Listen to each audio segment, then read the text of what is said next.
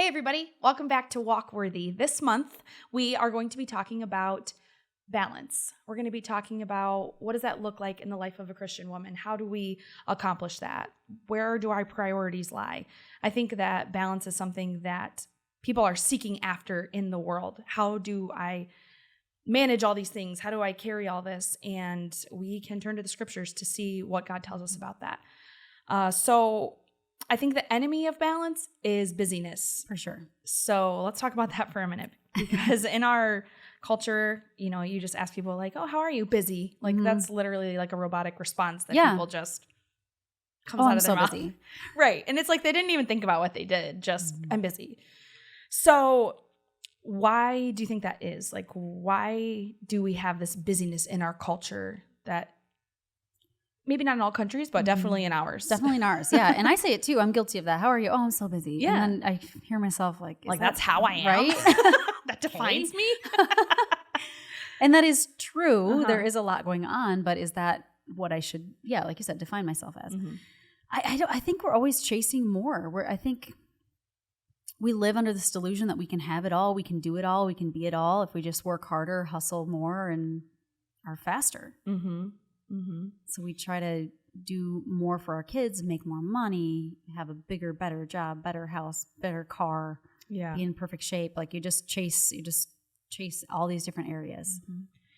And part of that too is just committing to so many things. I mean, you have 5 kids. Do you find yourself like, okay, we need to say no to that? Or do you find yourself like, wow, I shouldn't have said yes to this? Or for sure. And I have people constantly telling me what I should or should not say yes to, you know? You go, if you have like one kid in a sport, then what do the other kids do? Well, nothing right now because we have 5. I can't, but it's part of our entire culture. I was at one time my daughter was taking gymnastics and I was sitting there with this other mom, and she probably doesn't know the Lord, so I'm not judging her, but just as this is indicative of our culture, she had this one little girl who was 5 around, and she had her in gymnastics twice a week. And so I was asking her, about her daughter, just making conversation while we're waiting for this practice to be over. It's a 2-hour-long practice. And then she was telling me that she's also in dance and in soccer and in, I can't remember, like something arty or like all these different things. And I thought, well, when does this kid just play? Like when is she just a child out? Like her whole day sounded like it was scheduled from beginning to end. And we almost train this into our children, to hustle from thing to thing to thing. And that just becomes normal. Yeah. So at the heart of all of this, and we see in that woman maybe that you were talking with, like the heart of the person, believer or unbeliever, what is the ache in someone that causes them to do those things? Some people, I don't know if they stop to think about it. For some, it might just be, this is what we've always done, and you've never stopped to ask yourself the question, why? Or are these things valuable? Or should I be doing them? You just do it without thought. For some other people, I think it comes back to identity, that we're chasing accomplishment or we're chasing fitting in with everybody else, community maybe. Some people use their kids' sports as community. It's not bad if you have community there, but if that's the source of it, if that is the thing that you're chasing and so you stay busy, that's not a good motive. Yeah. All that. Pride. I mean, there are probably a lot. We could go for probably a long time on motive. Right. Look at all the things I'm doing. Yeah. Accomplishment. Yes. I'm cool because. Yes. Or I don't have time for you because, which sounds odd, but somewhere twisted in there, that could be part of it as well. So with that being the case, how do we, as believers, we can look at the world and constantly chasing after the things in their life, but we should look different. The Bible tells us that we should be set apart. We should be different, and our priorities should be different. And so I guess let's kind of talk about, what those should be. Where's the starting point for that? Yeah. Well, I was thinking part of us being different is acting different, and we're supposed to have peace. We're not supposed to be riddled with anxiety. We're not supposed to be stressed out all the time. The Bible says, come to me, you who are weary and heavy laden, and I will give you rest. And I think that's because the world does place a lot of burdens on themselves, and we're guilty of it too as Christians, but we ought to look different. And it's really hard to have peace. It's really hard to have things run smoothly when you're just harried all the time, running from thing to thing. And so I think that busyness can actually hinder our testimony because it impacts our family time, it impacts our marriages, and it impacts our health. Sometimes people are so harried and stressed out that they're sick, and we should look different. And then I forgot, what was the other part of that question? That was the thought that came to me initially. Like, where does that start? I guess our priorities, like what's the starting point for figuring out what that is? Maybe somebody's watching this right now and they're sick, they're a wreck, they're stressed out, they're running from thing to thing, and they're just looking to, how do I reprioritize this? Are there things I need to cut out? What is the basis for that? Where do we begin? Well, we have to start with what voices we're letting speak into our lives, that we are called to live according to Scripture and not according to what everybody else tells us.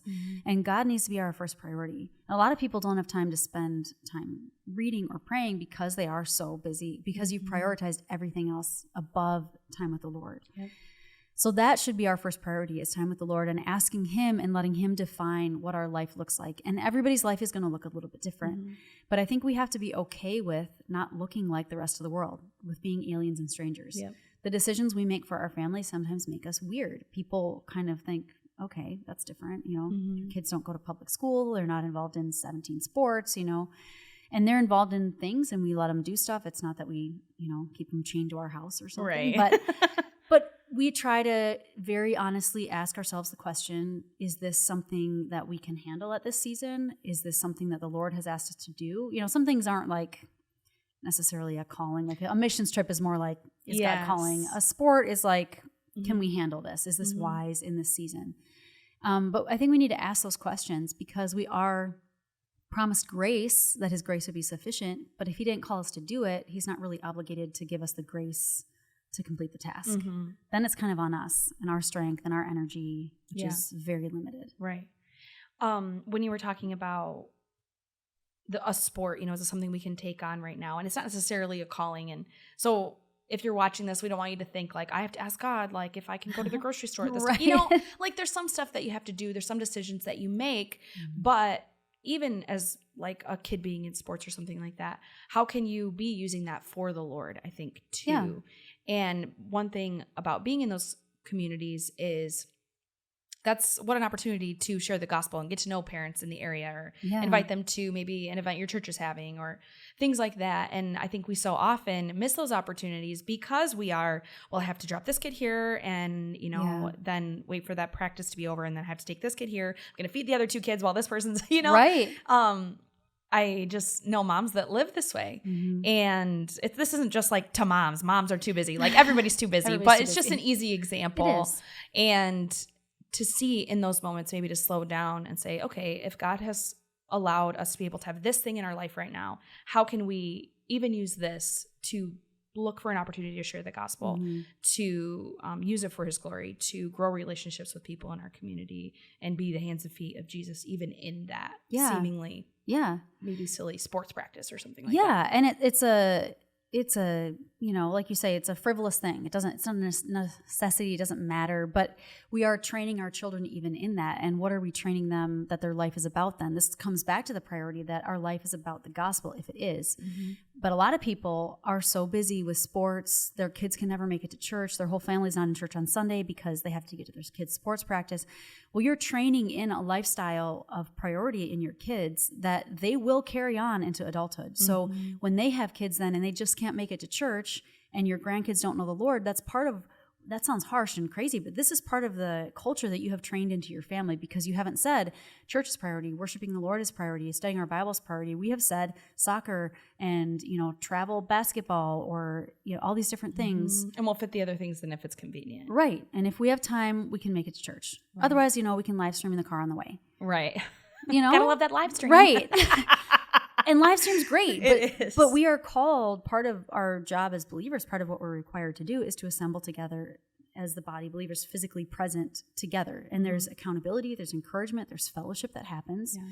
And I don't know if we make that a priority because it's so convenient, I'll just live stream it. I'll catch it on Wednesday when I have time, Exactly. That was a little bit of a tangent. I think it was a good one. It's a good one. I hope so. Okay, so first and foremost, if someone is putting in the time, spending it with the Lord, seeking Him, the Bible says, seeks first His kingdom and His righteousness, and all the other things will be added unto you. So if they're doing that, where do we go from there? What would you say? Obviously, God has to be at the top. Mm-hmm. So what comes after that?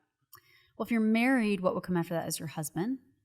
That has to be your next, that relationship has to be priority. And that's true even, this is probably not real popular, but even in blended families, I know that's a struggle because you have these children that you are bonded to. But if you are going to have a functioning, healthy family unit, you have to make your husband your next priority in every case and be unified together in the parenting of those kids. And then after that would be your children and making sure that they are taken care of, your husband is taken care of, those relationships are fed and nourished, and you put effort and time in. And then the rest of your time, you're free to pursue whatever you want to pursue, whether that's, I'm not going to tell women you can't have a job of any kind or, you can't serve or volunteer or whatever. If your priorities and those things are taken care of and you have extra time, great. Mm-hmm. Well, and I think too, like for myself, it's easy being married to look at how other women are helpmeets to their husbands and how they meet the needs that he has and try to think like, okay, I need to be doing those things because these are people that I look up to that I think have godly marriages. But God didn't call me to be those people's, men's helpmeets. He called me to be my husband's helpmeet. Mm-hmm. And so to figure out what that means and what's important, because sometimes because of how you were raised or the marriage that you've watched in your parents, you can think like these are the things that are important when they might not be what's important to your husband at all. And so you're running around trying to, finish your list of things that are going to make you a good wife and are going to make your husband happy. It might not even be like what he cares about or prioritizes in his own life. And so that might be added stress that you're adding on yourself, added busyness. And you're like, well, I'm trying to be a good wife, but is that what he wants out of his wife? Right. So just really communicating with your husband and finding out like what's important to you above all else. Yeah.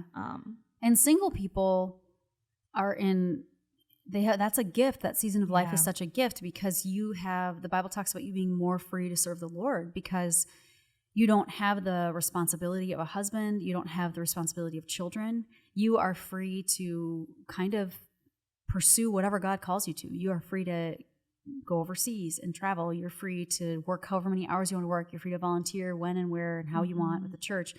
And I think we really, our single people sell themselves short on the force that they can be for the gospel of Jesus Christ and the things that they can do because they're busy chasing the things that culture says they should chase.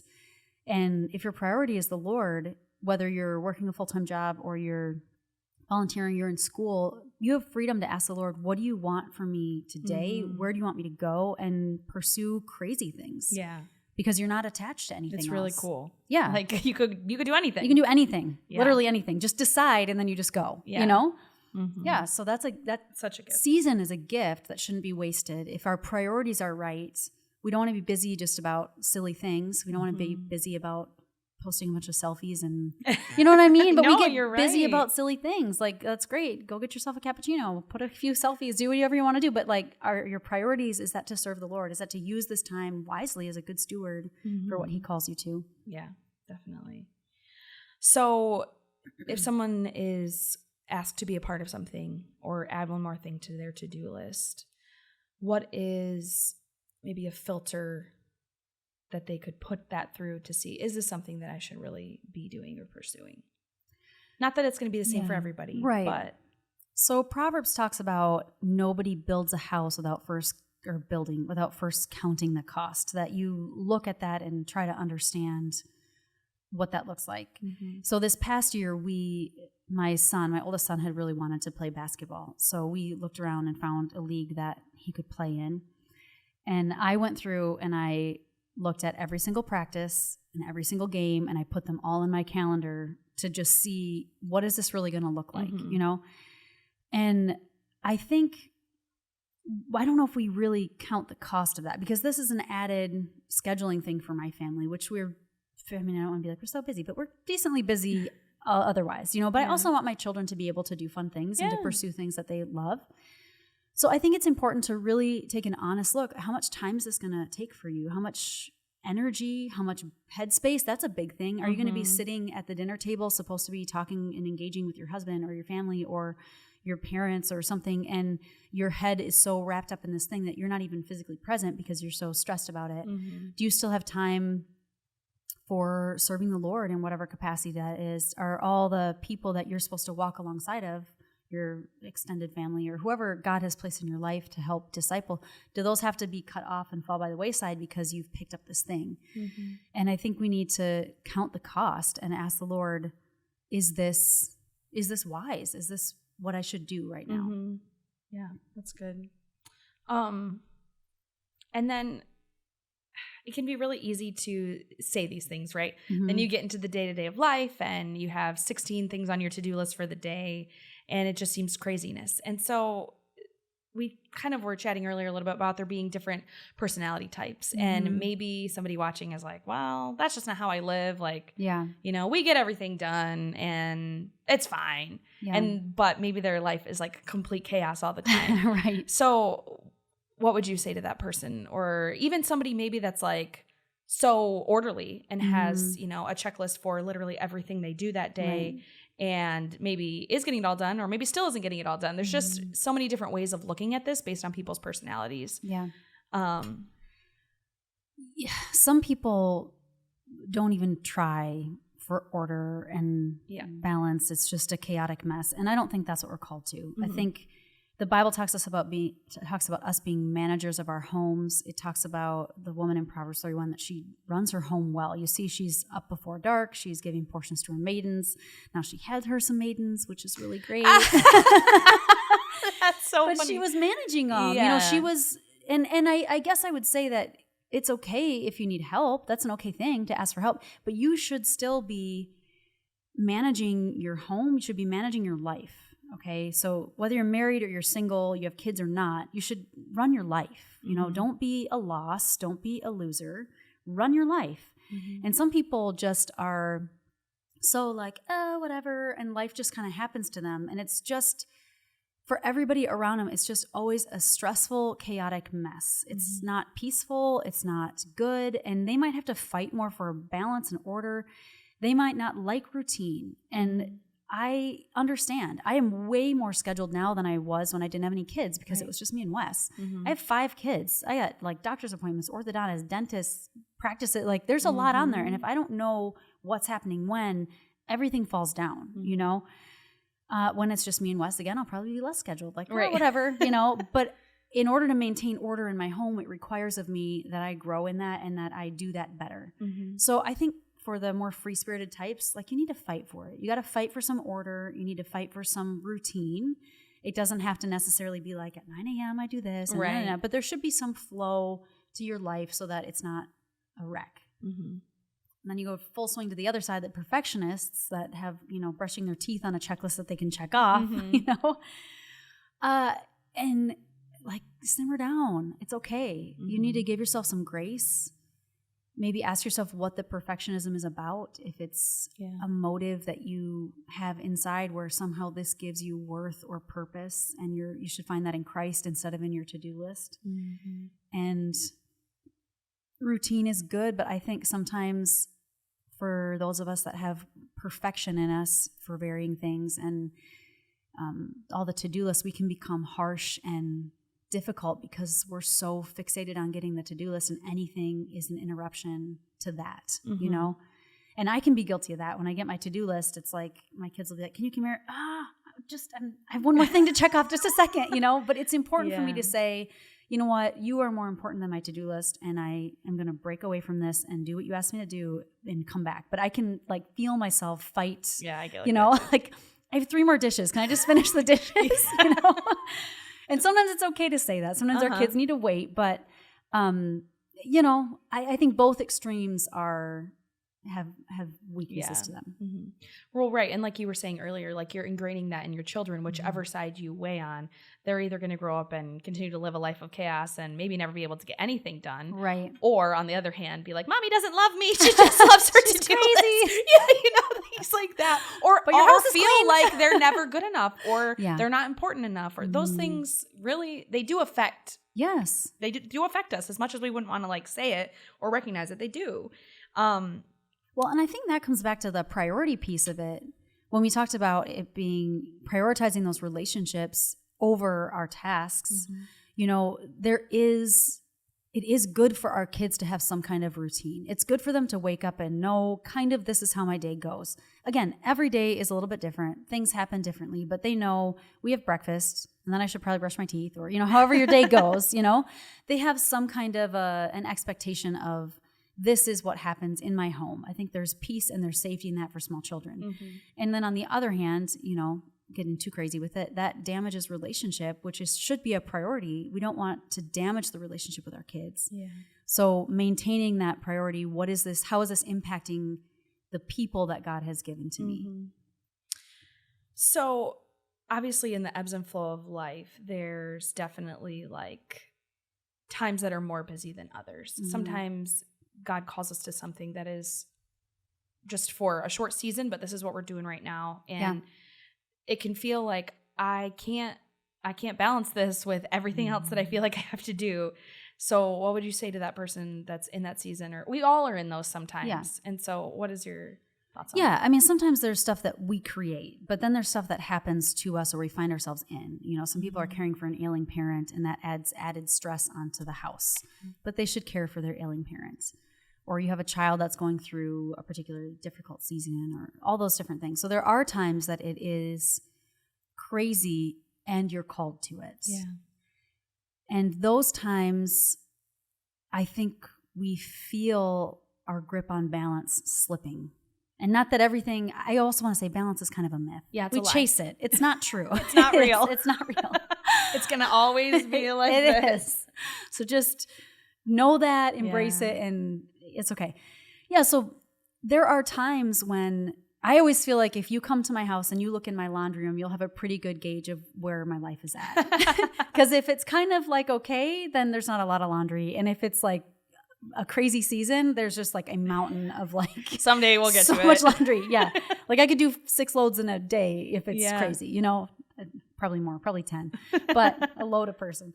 But some of those things, when you're looking at the priority in those busy seasons, is maintaining, again, coming back to in the busyness, am I still spending time with the Lord? Because if you hope to have strength for that time, you better be in the Word because that is your source of strength. You better be praying because otherwise you are out there just on your own limited capacity. Right. And that's foolish. You're going to fail because there are times that we're called to things that are beyond ourselves. And then trying to maintain the relationship. So I'm going to still try to have family dinner. It might not be as elaborate or home cooked, but this is my investment in my family. Maybe it's takeout, maybe it's pizza, whatever that looks like. The priority is that we sat down together and we connected with each other, however that happens. In the busy season, that's different maybe than, you know, in the summertime when you can grill out and like, oh, everything's great. Everybody's playing. Everybody's fun. There's no school and lots less. But, you know, the laundry, obviously people need enough clothes to wear, but it doesn't all have to be done 100% of the time. All the way. There might just be some there. I would like it done, but I gotta walk away, you know? Yep. Maybe the floor's not as vacuumed as it should be or as often in those seasons. So some of those things, I think giving yourself the permission and the grace to honestly look at your list and prioritize what is important to the functioning of your family and your household and your peace and sanity and doing those things and asking the Lord for strength to do as much as you can do. But giving yourself grace to let things fall. Yeah. I know I did that to myself when I first moved out of my parents' house, you know, and I had gotten married as well. But I think even if I hadn't gotten married, I would still have been the same way where it was like everything in the house was getting cleaned every single week, you know? And now I like look back and I'm like, oh my gosh, like, no wonder I was so like irritated all the time because it was just an impossible standard that I put on myself. And then there was some learning that had to happen. And now I realize like we mop every once in a while because it's just a big job. Right. And you have no pets and no kids and that's fine. Yeah, it's fine. Yeah. It's all fine. It's fine. And I actually read a book that really walked me through, like, give yourself grace. Like, you don't have to be perfect. And why do you think you need to be perfect? Like, and God really taught me that, like, the first couple of years of my marriage, like, just give yourself grace. You don't have to be this super, like, homemaker that the floors are sparkling all the time. Right. And even if you were, like, who is that for? Yeah. You know, I really had to tell myself, like, it was about me, you know, it was about me, people coming over to my house, thinking my house was so clean. Like, even if I had just run around like a wild person for an hour cleaning it up before they got there, you know, it was about me. Yeah. And just really allowing the Lord to, change that in my heart. Still need him to change that more and more. We're still learning, but that was a big thing. And so I feel like that could help somebody. Give yourself grace because you don't have to be a superhuman. Yeah. I've joked before, you know, especially in the thick of like little kids, that I get my house looks cleaner in 15 minutes when I know someone's coming over. Yeah. It's not like clean, like shove it in the closet. It's tidy, not clean. It's tidy. Yeah, but you feel like we impose this standard that if someone's going to come over, it has to look a certain way. And the reality is, if I come to your house, I don't care what it looks like. That's your house, whatever. I care more that you're present and that you're hospitable to me. Yeah. And I think we base our hospitality on every standard being met. And sometimes it's just about doing what you can do with what you have, you know, and being a good steward of that. Yeah. And being okay sometimes with, look, it is a mess. This is a crazy season, but I still want you to come over because the relationship is still important. Or even with our kids, we can prioritize, well, the house is a mess, I got to clean, but you have a kid that really needs to talk to you, and being okay, I'm going to set that aside. And if it doesn't get done today, it doesn't get done. Let's go talk, you know, or your husband, maybe it's not the most convenient time for a date night because life is crazy, but this is priority. So we're going to make it happen. Yeah. And doing that. That's good. One thing I think we should talk about too is rest, because that is kind of the opposite of everything that we're saying. Yeah. But you can also, I think, have rest through the busyness as well. So what do you think God says to us about rest? What does he say to us about rest? Well, he invites us to come to him for it. I quoted that verse out of Matthew earlier that said, "Come to me, you who are weary and heavy laden." I think he knows that we are exhausted sometimes. In Psalms, it says that he remembers our frame, that we are dust, that we are weak, we are frail, and he invites us to come and to rest. But that requires that we spend time with him. That doesn't always mean sleep. You know, I think, there have been seasons where, you know, my perfect vacation is a hotel room alone, just sleeping, you know, like you have babies up in the night. You're like, I just want to sleep for 4 hours uninterrupted, you know, got kids coming in for different things and you're just tired, and that's real. You can be weary. You can be weary of a lot of things, just everything being hard, everything being busy. You can get tired, but I think the Lord invites us to come to him for rest, and it keeps us dependent on him. And we need to be dependent on him because we can't do it by ourselves. And he asks us to have peace even in the difficult times. And I do think it's important also to set ourselves up for rest. Yeah. So there's the whole spiritual rest thing that we should pursue with the Lord. But also, when I know I'm coming into a busy season, you sometimes can tell. There are tragedies and things that hit us, right? But there are times, like right now, we're coming into Easter. So between now and the end of April, Wes will be on a mission trip. We have Easter Sunday, and then we have the women's retreat. Those are 3 major events that are occurring in my life. So right now, I'm a couple weeks away from that mission trip. I'm right now clearing my schedule as much as I can between now and the retreat.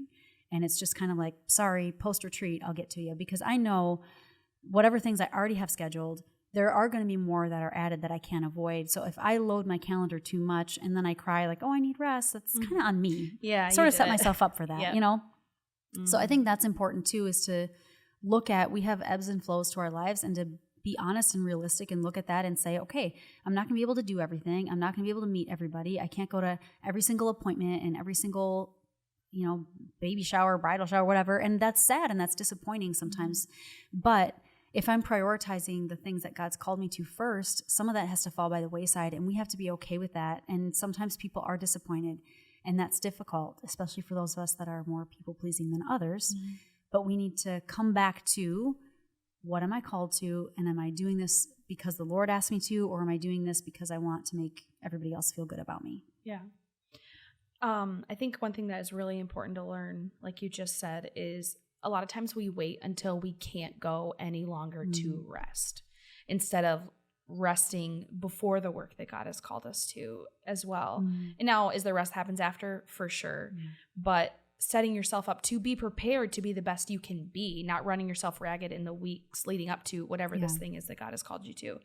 And it can look different in other people's lives. We obviously both serve in ministry, so we kind of know the big heavy seasons, you know, but whatever that looks like in your life, whenever you know, like, wow, we're going into the thick of it here. We got a lot going on.